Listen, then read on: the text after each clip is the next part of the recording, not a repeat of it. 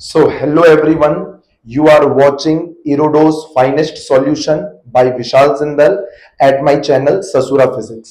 चलो बाबू एक बार इस सवाल को अच्छे से देख लो। तो बाबू ये इरोडो चैप्टर का करंट इलेक्ट्रिसिटी का क्वेश्चन नंबर 189 है बाबू। एक बहुत ही सुंदर सवाल है। मतलब इस सवाल में फिजिक्स से ज्यादा मैथ्स लगा है बाबू, इसलिए बोल रहे सुंदर सवाल है। बाकी फिजिक्स में कोई खास दिमाग नहीं लगा है, बात समझना। इसमें क्या बोल रहा है बेटा, एक रजिस्टर आर है। सबसे पहले इस सवाल का भी हम लोग पार्ट ए सॉल्व करें, ठीक है ना। इस रजिस्टर आर में एक करंट जा रहा है बेटा, जो कि वेरिएबल है। और सवाल में लिखा है कि शुरू में करंट मैक्सिमम है और डेल्टा टी टाइम के बाद करंट जीरो हो गया। तो देखो ये दो कोऑर्डिनेट की तरह लिखे बेटा, टाइम कॉमा करंट। सुनना, t इक्वल टू जीरो पर करंट मैक्सिमम है, उसको एक बार के लिए आई नॉट सपोज कर लिए। और t equal to delta t पर करंट घट कर क्या हो गया, जीरो हो गया। अब बेटा ये दो पॉइंट्स की मदद से क्या अपन current as a function of time लिख सकते हैं। करंट लीनियरली वेरी कर रहा है, देखो क्वेश्चन के पार्ट ए में लिखा है।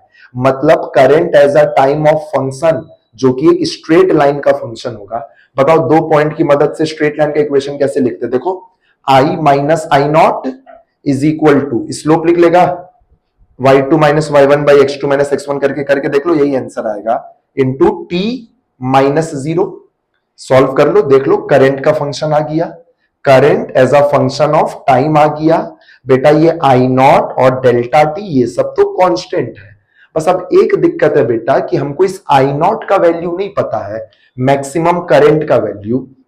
उसके लिए क्वेश्चन में क्या जुगाड़ दिया है कि जीरो से डेल्टा टी टाइम में जो टोटल चार्ज पार किया वो बता दिया है क्यू के बराबर है।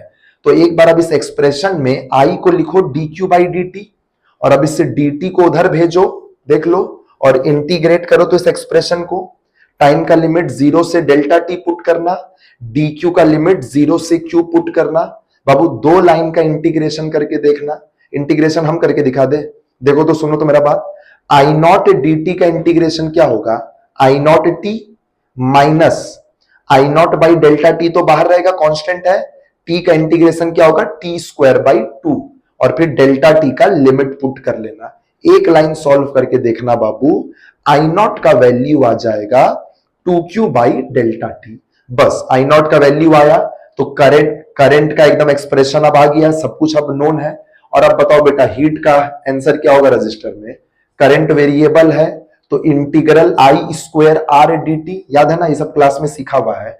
बस बेटा ये आई स्क्वायर आर डी टी, बेटा इस फंक्शन को एक बार घर में इंटीग्रेट कर लेना जीरो से डेल्टा टी तक, एकदम तुम्हारा आंसर आ जाएगा बाबू।